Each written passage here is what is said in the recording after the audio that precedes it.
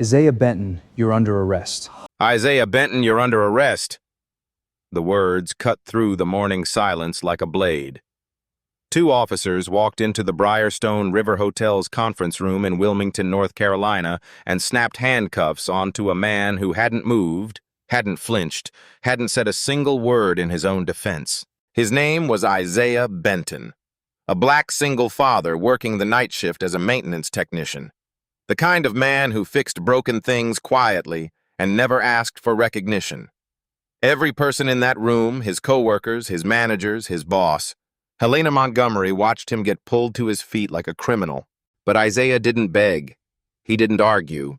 He looked at Helena with a steadiness that made the officers uncomfortable and said only this: "Please make sure someone picks up my son from school." What no one in that room knew, what no one had ever thought to ask, was who Isaiah Benton really was before he put on that maintenance uniform. And by the end of this story, the people who arrested him would deeply regret what they had done. If you believe good men deserve justice, keep watching. And if stories like this matter to you, subscribing to this channel takes 2 seconds and means you never miss one. Isaiah Benton had lived in Wilmington, North Carolina for 4 years, and in that time he had made himself into the kind of man people stopped noticing. He drove the same old pickup truck to work every night, wore the same navy blue maintenance uniform, and clocked in at 11 p.m. without fail.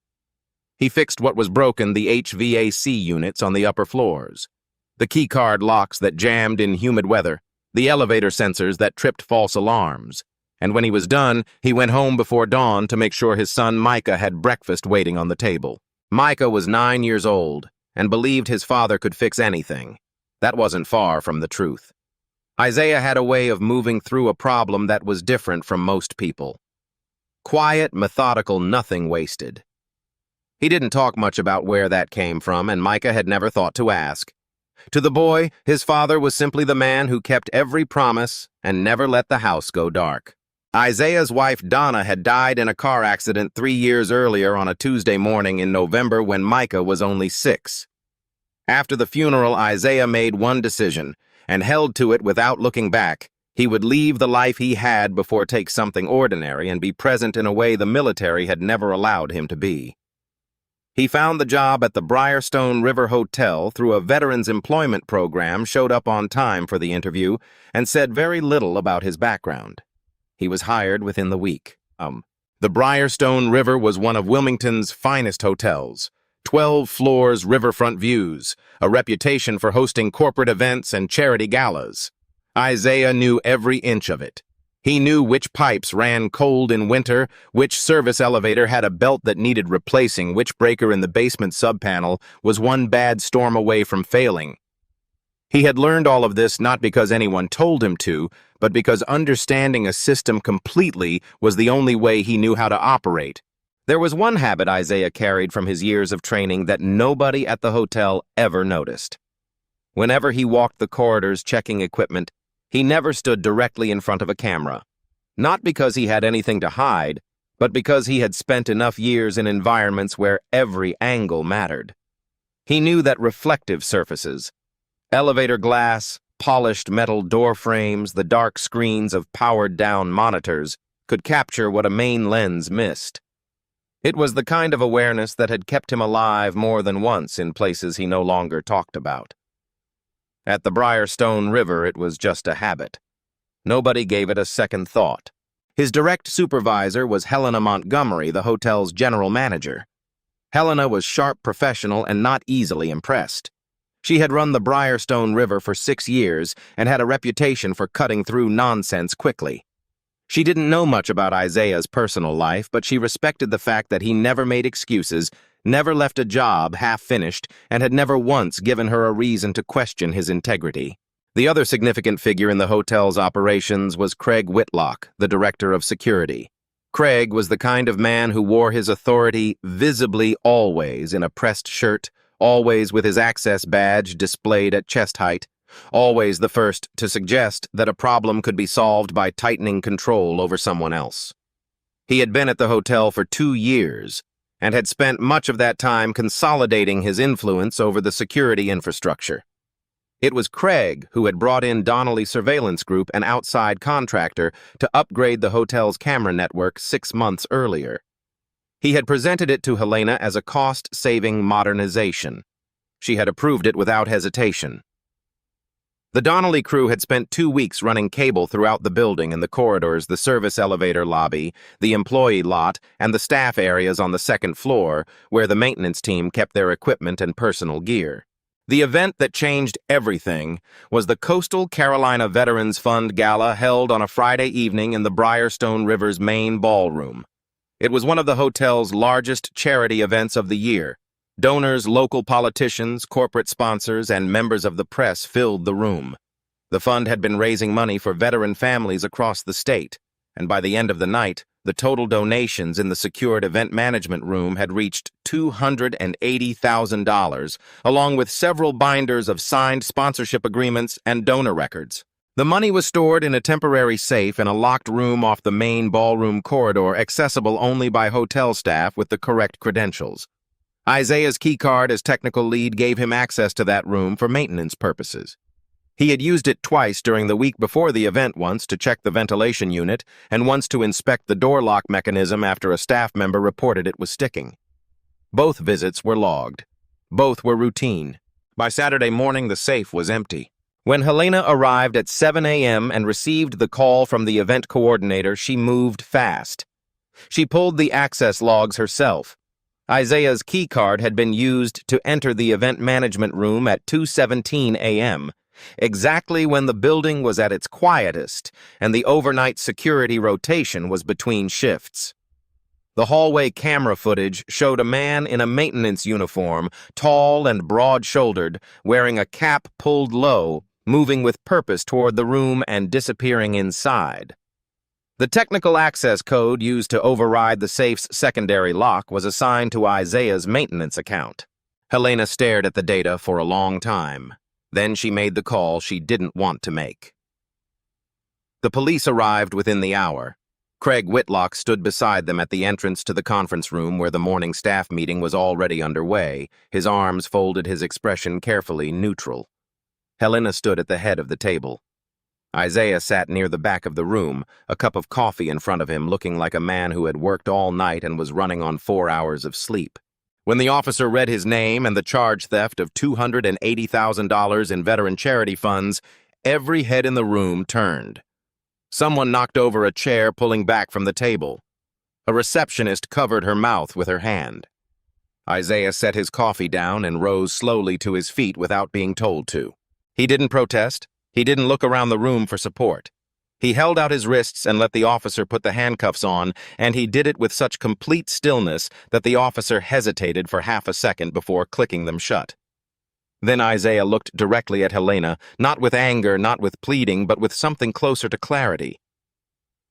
"Please make sure someone picks up my son from school," he said. "He gets out at 3:15. He doesn't know any of this is happening." Helena opened her mouth and found no words. The officers moved Isaiah toward the door, and the rest of the room watched in the kind of frozen silence that comes when something happens that the mind hasn't yet processed. The man who fixed their elevators and their locks and their failing systems at 2 in the morning. The man who had never raised his voice, never complained, never given anyone a reason to distrust him, was being walked out of the building in handcuffs for stealing money meant for veteran families. Craig Whitlock watched him go. His expression didn't change. At the police station, Isaiah was taken to an interrogation room and treated as the case appeared to demand a hotel employee who had used his privileged access to commit a calculated theft. One of the younger officers, a man named Garrett, made little effort to conceal his certainty about what kind of person Isaiah was. He spoke slowly and slightly too loudly, the way people sometimes do when they have already made up their mind. Isaiah answered every question with the same measured calm. He did not volunteer information. He did not argue. He asked once whether someone had been sent to pick up Micah. Nobody answered. When they processed his personal belongings, the officer handling intake pulled out Isaiah's wallet and worked through its contents one by one. A folded receipt, a gas station loyalty card, a photo of Micah taken at a school carnival slightly creased at the corner, And then, tucked behind everything else, a military identification card, old, worn at the edges, but unmistakable. The officer looked at it. Then he looked at Isaiah. Then he looked at it again. He left the room without saying anything. The records came back within 20 minutes. Isaiah James Benton, Chief Petty Officer, United States Navy SEALs, retired. Multiple overseas deployments, commendations for valor in classified operations, honorably discharged following the death of a spouse. The kind of file that made people straighten in their chairs without quite knowing why. The atmosphere in the building shifted in a way that was hard to name. It wasn't guilt. Not yet. It was the particular discomfort of realizing that the assumptions which had felt like certainties 60 seconds ago were now standing on uncertain ground. A few of the officers exchanged glances. Garrett said nothing more. But that shift in atmosphere didn't change the evidence. The key card was still Isaiah's. The access code was still assigned to his account. The camera footage still showed a man in his uniform, his build, walking into that room in the middle of the night. Some of the officers argued that a background in special operations didn't make a man innocent. If anything, it made the crime more sophisticated. Isaiah sat across the table from that logic and understood exactly what he was up against. He could stay quiet, let a public defender work through the process, hope the truth surfaced eventually, and spend weeks or months watching Micah try to understand why his father hadn't come home. Or he could do something harder, open himself up, use everything he knew, and try to reach the one person in that building who seemed to be actually thinking, rather than just confirming what they already believed. That person was Detective Renee Sloan, who had been assigned to the case that morning and had spent the last hour reading the file without saying much to anyone. She was methodical in a way that reminded Isaiah quietly of himself. When she finally sat down across from him, she didn't open with a statement. She asked a question. "Walk me through your last 3 visits to the event management room," she said. "Every detail you remember." Isaiah looked at her for a moment. Then he began to talk. Isaiah started with the ventilation unit. He had entered the event management room on the Tuesday before the gala to check an airflow irregularity that a housekeeper had reported the room was running warm, and the hotel had a strict climate protocol for spaces where documents and equipment were stored. He had been inside for 11 minutes. He had touched the vent panel, the wall thermostat, and the door handle on his way out. On Thursday, he had returned because the lock mechanism was reported sticking, a common problem with that model of keycard reader, in high humidity. He had used a small flathead to adjust the tension on the latch plate, tested the door 4 times, and left. Both visits were in his maintenance log. Both had been completed before midnight. Detective Renee Sloan wrote everything down without interrupting. When Isaiah finished, she went back through her notes and asked 2 follow-up questions. Then she set her pen down and looked at him with the particular kind of attention that meant she was no longer just collecting information, she was evaluating the man delivering it. "You said you adjusted the latch plate on Thursday," she said. "Which hand did you use to test the door?" "Right hand," Isaiah said. "Always. I have scar tissue in my left wrist from an old injury. I don't grip with it if I can help it." Sloan wrote that down, too. Back at the hotel, the pressure on Helena was building fast. Craig Whitlock had been in her office twice before 10 a.m. each time, with a new reason why the situation needed to be resolved immediately and publicly. He told her that the hotel's reputation with charity organizations depended on decisive action. He told her the board of directors had already been contacted by 2 major sponsors asking for a statement.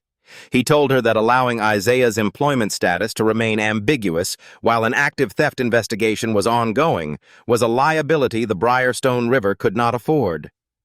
His argument was clean and reasonable and relentless, and Helena found herself nodding along to parts of it, even as something in the back of her mind refused to settle. She had known Isaiah for 4 years. She had never once had cause to question him. But the keycard log was his. The access code was his. The figure on the camera footage wore his uniform and had his build. And now Craig was standing in her office telling her that every hour she delayed was an hour the hotel's name was attached to a theft from a veterans charity. She signed the temporary suspension paperwork at 10:40 a.m., and told herself it was a procedural step, not a verdict. At Greenfield Elementary, Micah Benton waited outside the front office at 3:20 p.m. because his father hadn't shown up. The school secretary called the emergency contact number on file a neighbor named Patricia Webb, and Patricia came within 30 minutes, but by then Micah had already seen the look on the secretary's face when she took the phone call. Children noticed those looks. Micah didn't ask questions, but he was quiet the entire ride home, and Patricia didn't know what to tell him, so she said nothing either. Isaiah didn't know any of this yet. He was still in the interrogation room. He had moved on from the timeline to the footage itself, and he asked Sloan if he could see the still images from the hallway camera. She slid a printed set across the table without comment. Isaiah studied them for almost 2 minutes without speaking. Then he pointed to the figure in the frame, the person in the maintenance uniform, cap pulled low, moving toward the event management room. "That person leads with their left foot," Isaiah said. "Watch the stride. The left shoulder drops on every other step, and the left knee extends forward before the right. That's a natural left dominant gait." He set the image down. "I'm right dominant. I always have been. After the wrist injury, I learned to compensate even harder to the right side. My left shoulder sits higher than average, not lower. Anyone who has watched me walk a corridor would notice that immediately." Sloan looked at the image again. She didn't say anything, but she pulled the photo closer. "There's something else," Isaiah continued. "Whoever swiped that key card, look at the angle of approach to the reader. The card is in their left hand. I never use my left hand for a swipe. Not because of any rule, but because the scar tissue makes fine motor control unreliable. I've done it the same way for 4 years. Every maintenance log entry that requires keycard access was done right-handed." He said it the way a man states a fact he has no particular investment in, simply and without drama. That was the thing Sloan kept returning to in her own mind. He didn't have the energy of someone performing innocence. He had the energy of someone solving a problem. The theft, Isaiah said, wasn't about the money. Sloan looked up from her notes. "Or not only about the money," he continued. "Whoever did this also attempted to delete data from the hotel's main security server. That's not a thief covering tracks.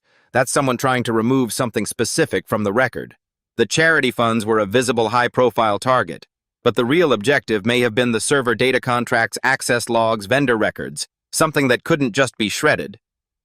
Sloan closed her notepad, stood, and told Isaiah she would be back.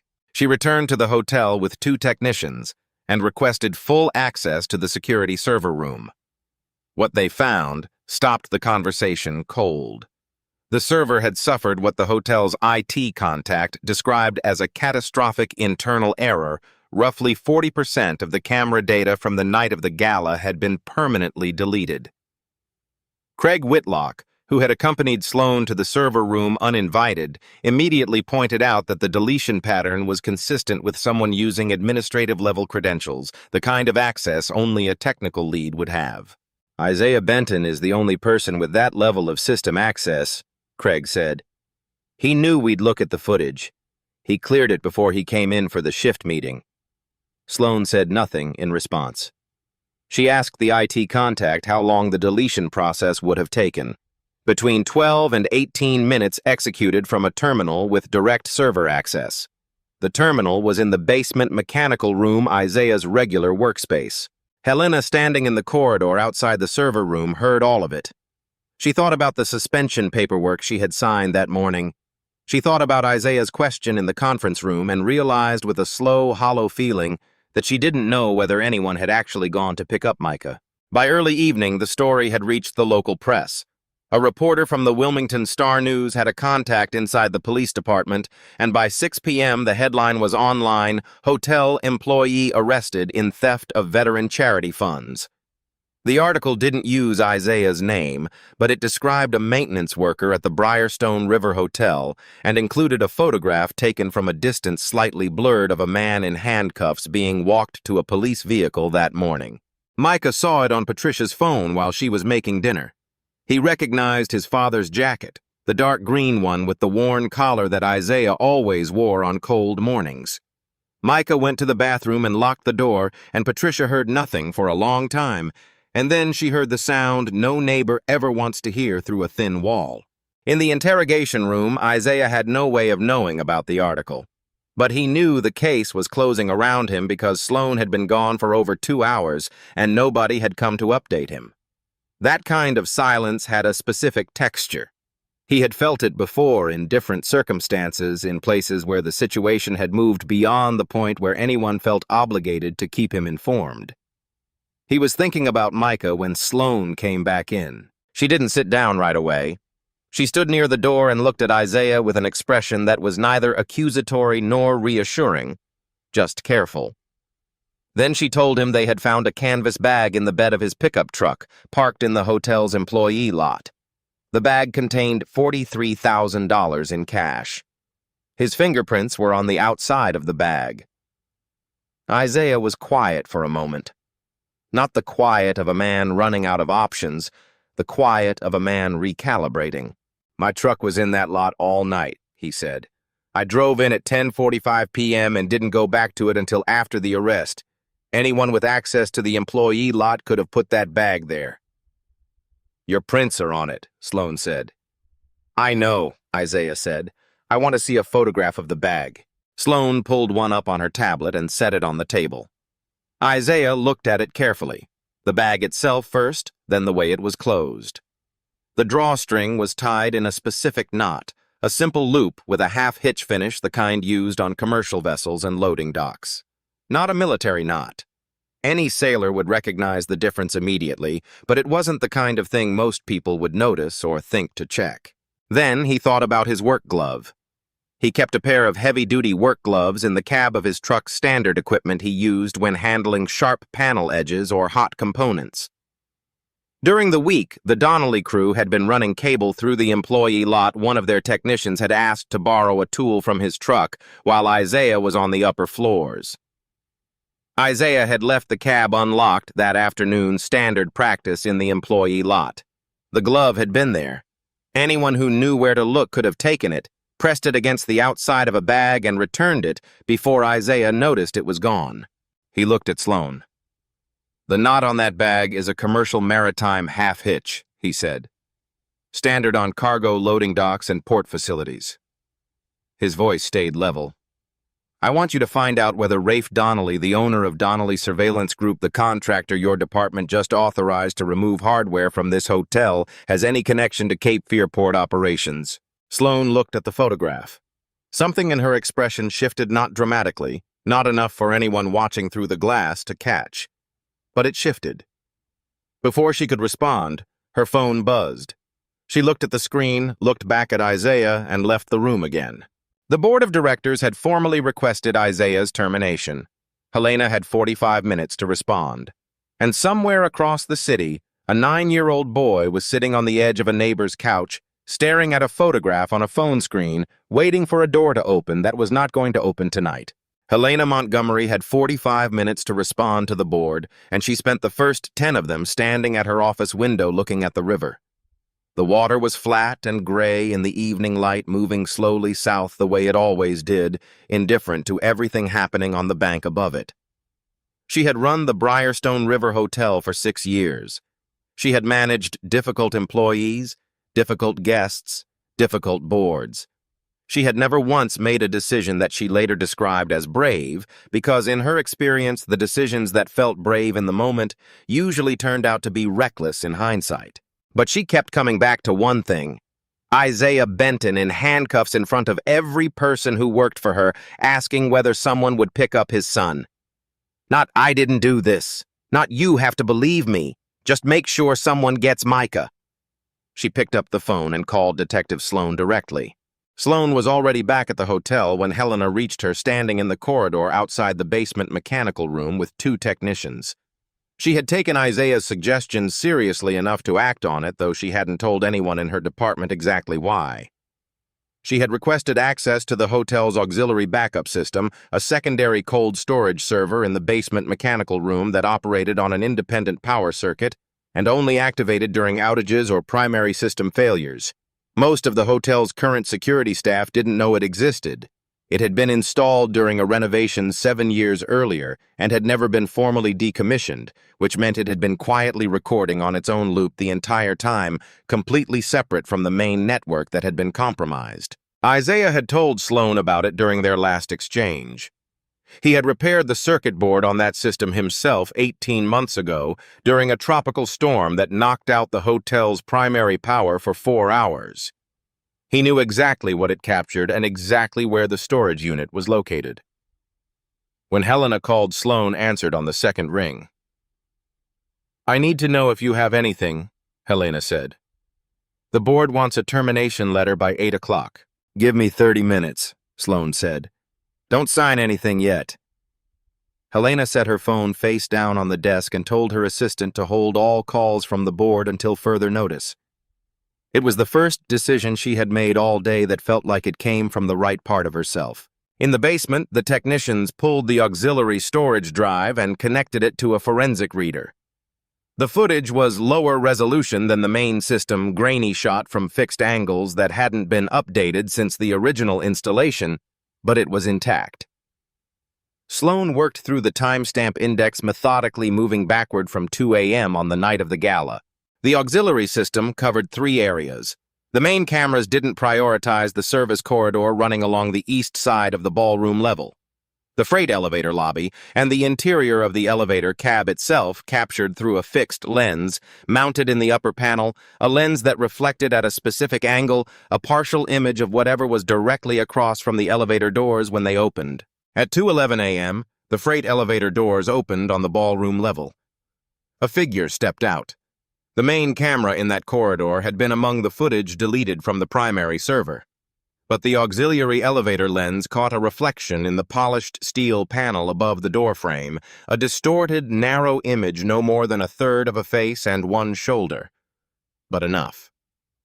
The figure had removed the maintenance cap while stepping into the elevator.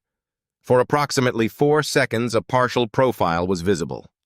Sloan enlarged the image on the forensic reader's screen. Craig Whitlock had a distinctive profile, a sharp jawline, a specific way his left ear sat slightly higher than his right from an old fracture that hadn't healed cleanly. The image was not a clean identification. It would not be enough on its own. But it was enough to shift the direction of everything because it meant the figure in the hallway footage was not Isaiah Benton. Someone had worn Isaiah's uniform, copied his keycard, and mimicked his approximate build deliberately, and had not been careful enough about a secondary system they didn't know existed. Sloan also pulled the auxiliary footage from the freight elevator lobby 32 minutes later. It showed 2 figures moving a large equipment case through the service exit at the rear of the building. One of them was Craig. The second man was shorter, heavier, wearing a Donnelly surveillance group jacket. That was Rafe Donnelly. Sloan had her sergeant run Donnelly's business registration within the hour. Donnelly Surveillance Group had a secondary business address registered to a commercial pier facility at the Cape Fear port, the same port Isaiah had identified without being prompted, based on nothing more than the knot on a canvas bag. The arrest warrants were issued at 9:17 p.m. 2 patrol units were dispatched to the Cape Fear facility.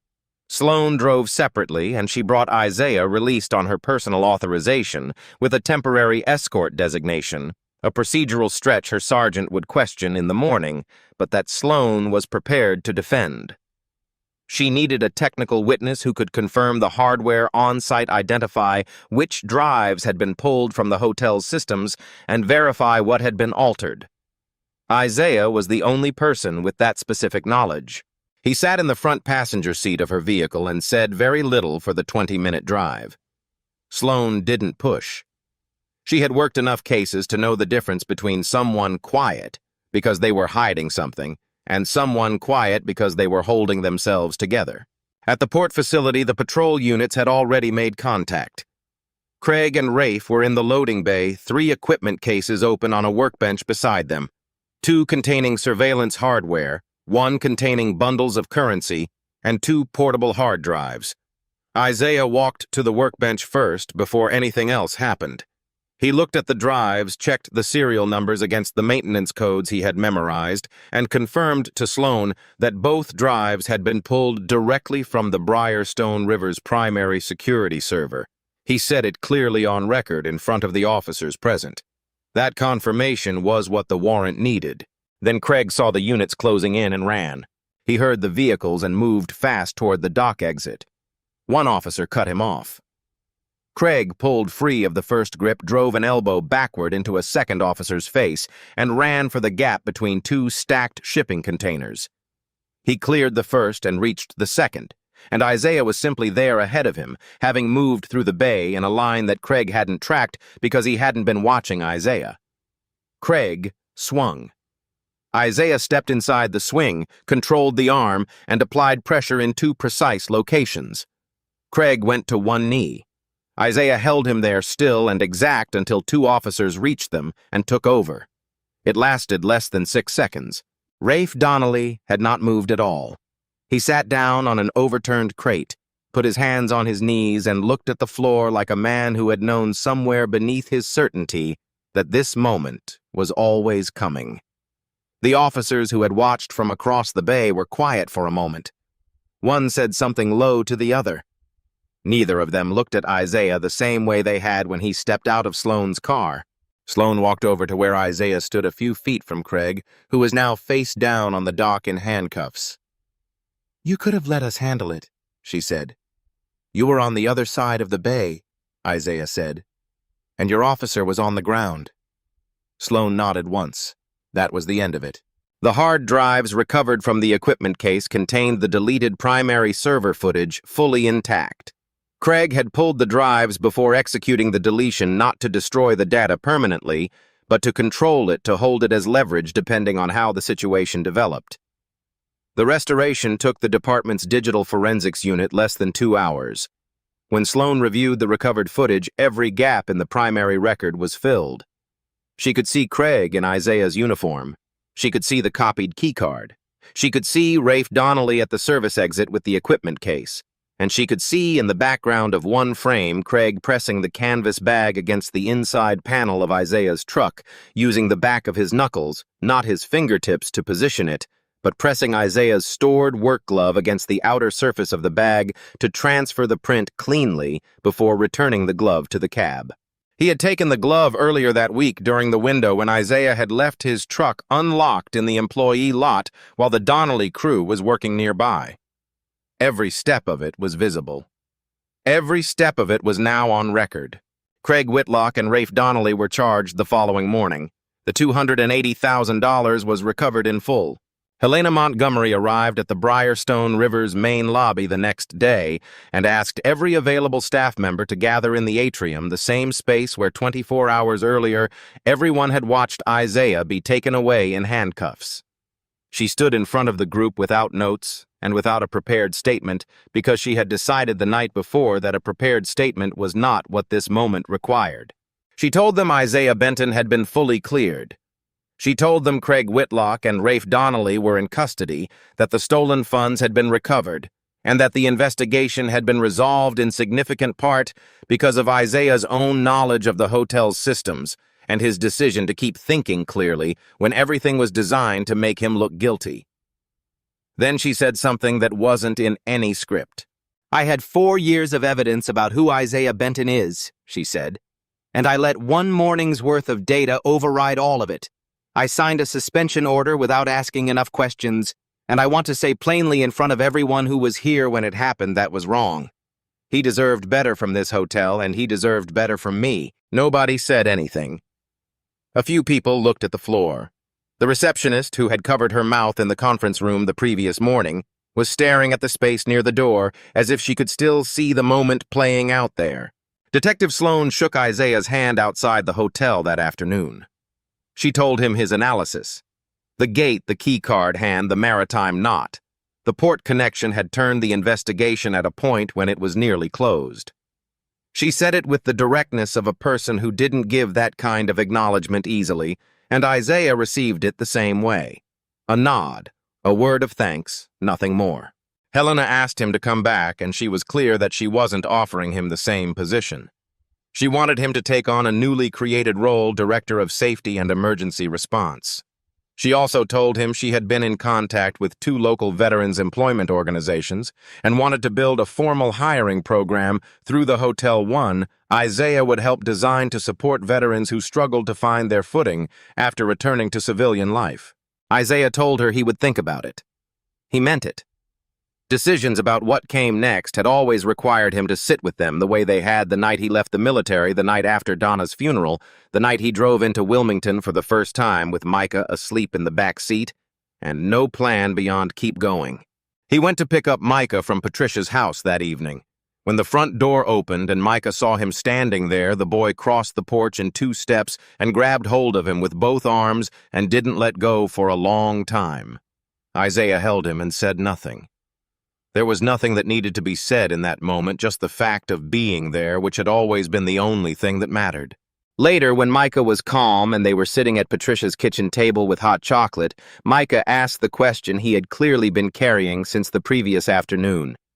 "Dad," he said, "were you actually a hero like before?" Isaiah thought about the box at the top of the closet at home, the one he had never opened in front of Micah, the one that held a folded flag and a set of medals and a life he had deliberately set aside. He thought about all the reasons he had kept it closed. Then he looked at his son. "I was a soldier," Isaiah said, "for a long time, but the bravest thing I've ever done is come home to be your dad." Micah considered this with the seriousness that 9-year-olds sometimes brought to things adults expected them to brush past. Then he nodded and went back to his hot chocolate, apparently satisfied. Isaiah watched him and felt something that had been tight in his chest for the past 36 hours finally release. The next morning, Isaiah drove Micah to school in the old pickup truck.